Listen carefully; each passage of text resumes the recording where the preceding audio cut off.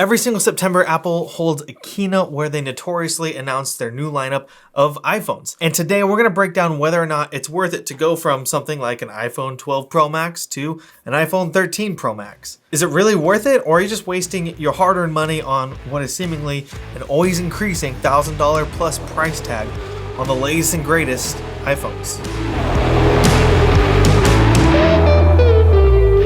Welcome back to the channel, everybody. I hope you guys are ready for this because honestly, the results really did surprise me. There were certain things that I thought would do a lot less and certain things that I thought would do a lot more, and turns out I had no idea. And before we get into those juicy details, I just want to say you guys should really hit that like and subscribe button. Pretty crazy stat, 99.6% of all my viewers are not subscribed. So you should just hit that subscribe button. As we dive into these results, I want to clarify, I'm not an Apple fanboy. I'm traditionally not an Apple person by any shape or form. I do obviously like iPhones. iPhone has been king of the mobile game for years, and I've had almost every iPhone since the 3GS. The two models I'm holding in my hand today are right now, in my left hand is the iPhone 12 Pro Max 128 and whatever that blue is called.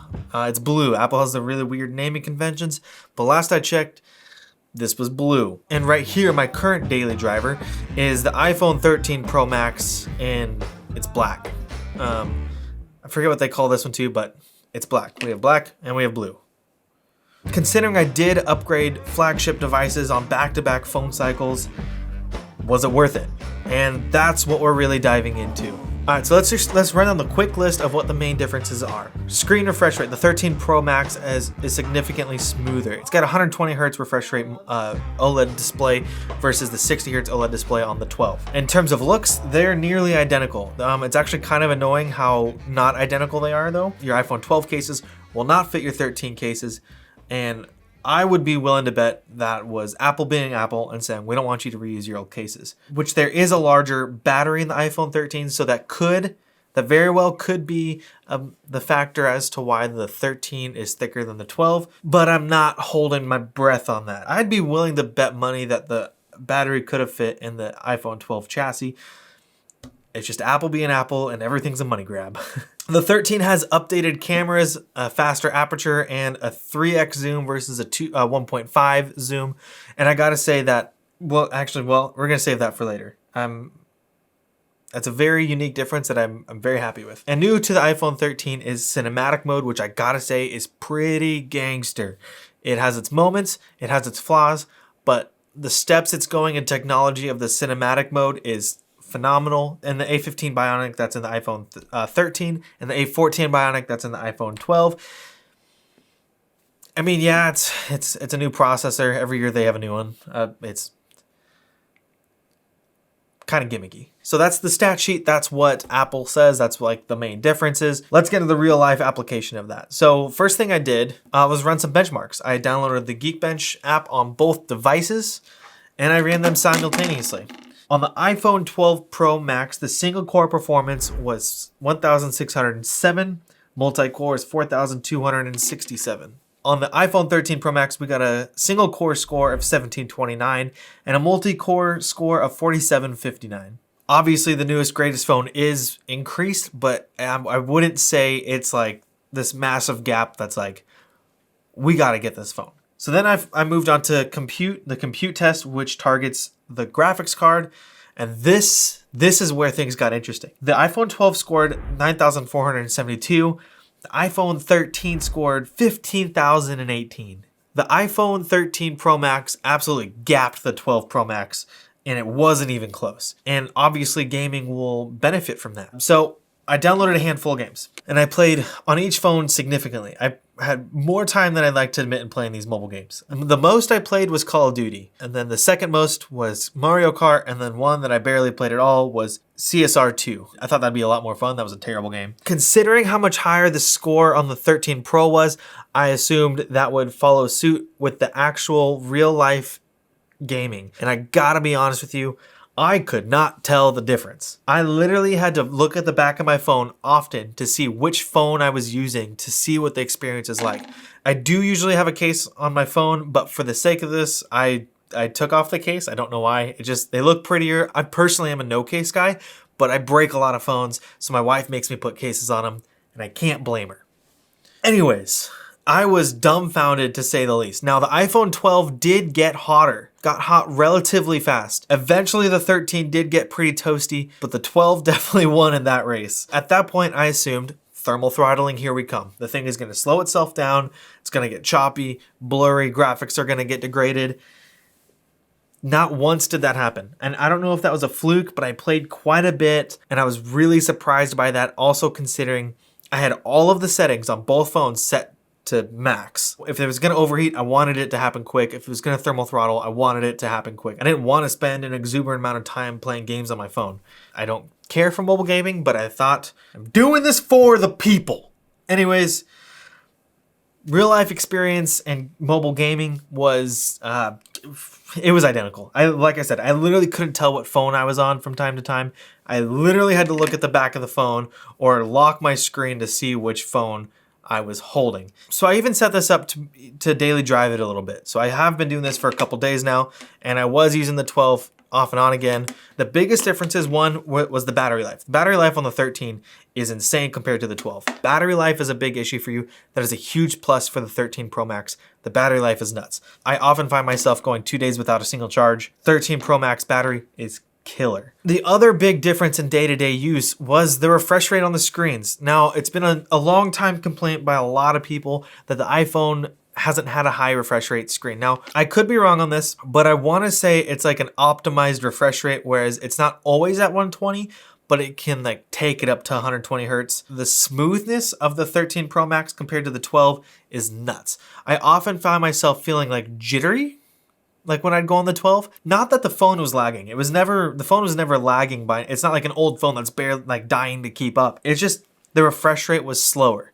And for the first time, I really noticed the difference. And I'm not saying the 12 is bad in that sense.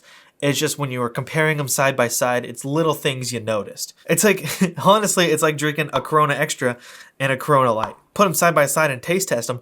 They're gonna taste different. However, if you taste one at any other given time, I don't notice the difference. They taste the same to me.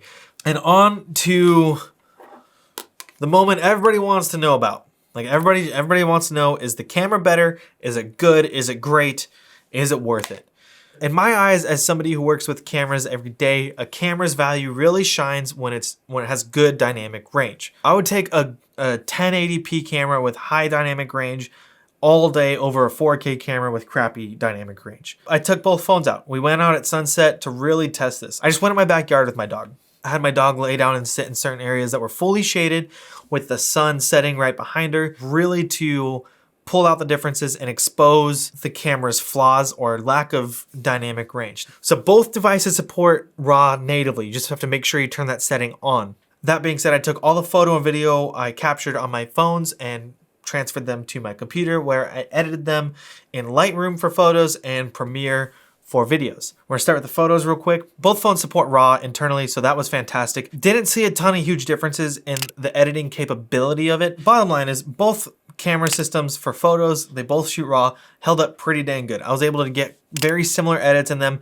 I had a base edit that I made real quick and essentially copied and pasted it and made minor adjustments for each photo. I didn't go in too heavy, didn't want to completely manipulate the photos.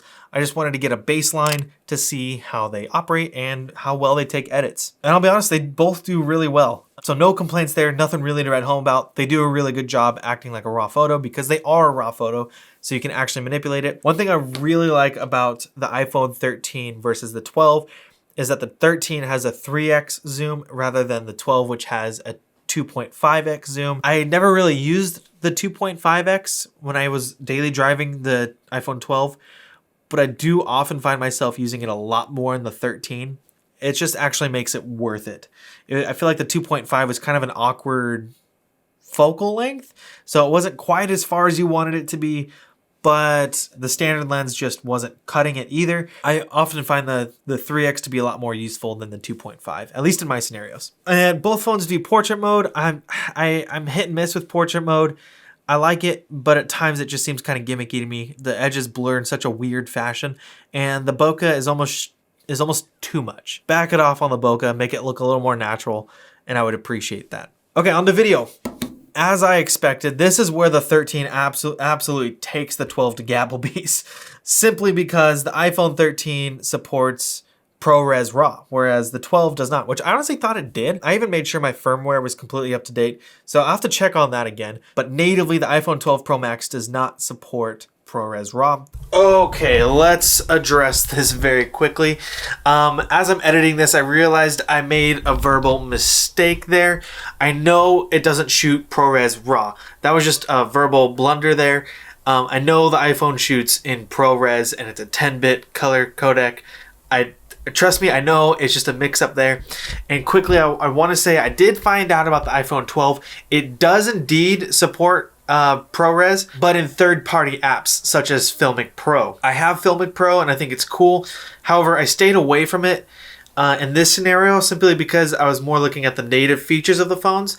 And I personally am a native camera app type person. I don't like going for a third-party app. If I'm using my phone for a situation like that, I'm in a hurry, so I'm just gonna quickly open the app. I'm not gonna open my phone, go find the app, and go from there. Make sure I have all my settings right. I want to be able to grab it and go. That's the point of a mobile device like that. So that was my angle there. I hope you guys can forgive me for saying ProRes RAW. I know it's not ProRes RAW, but a little mistake there. Anyways, let's get back to it. Disclaimer, this is my first time using Apple ProRes. Anytime I have included iPhone footage before, I always did 4K, but I never turned on the ProRes. So this was new to me. So on my phone screen, everything looked great. I was like, sweet, looks good. Transferred it into Premiere, and the first thing I noticed is that the exposure it's like everything is blown out. And I was like, huh, I guess I just need a conversion LUT. So I went looking for a conversion LUT. I'll be honest, didn't find one quick enough. I was kind of in a hurry. I just adjusted all the settings myself. Got it looking to a decent point. And I'll be honest, I could totally use that. And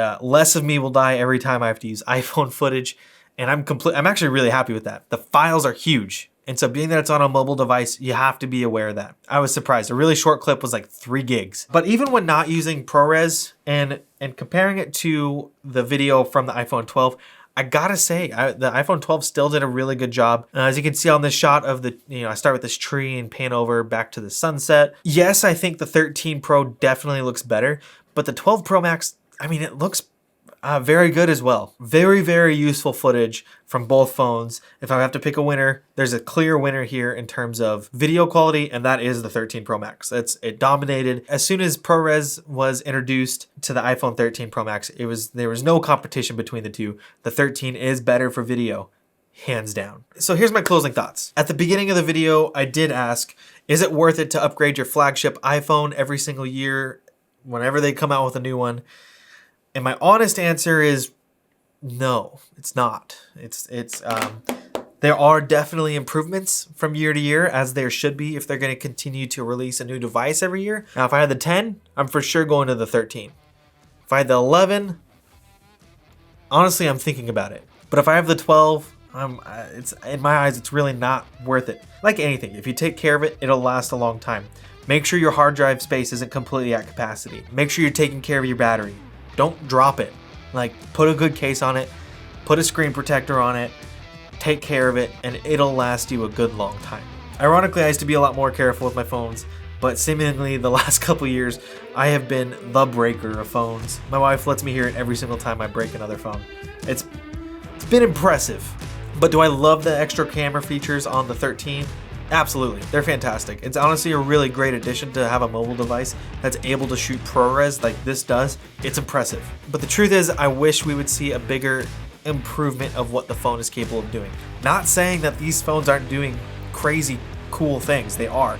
The fact that this little device can do everything it does, from browsing the internet to social media apps to recording 4K ProRes video, is nuts. But I come back to, is it worth the yearly $1,000 plus price tag? And no, it's not. Like I said, put a case on it, put a screen protector on it, good to go. That's all we got, boys. Make sure you guys like, subscribe, comment, share with a friend. You know the deal. Thank you guys so much for watching. I can't wait to see you guys next time. But until then, peace.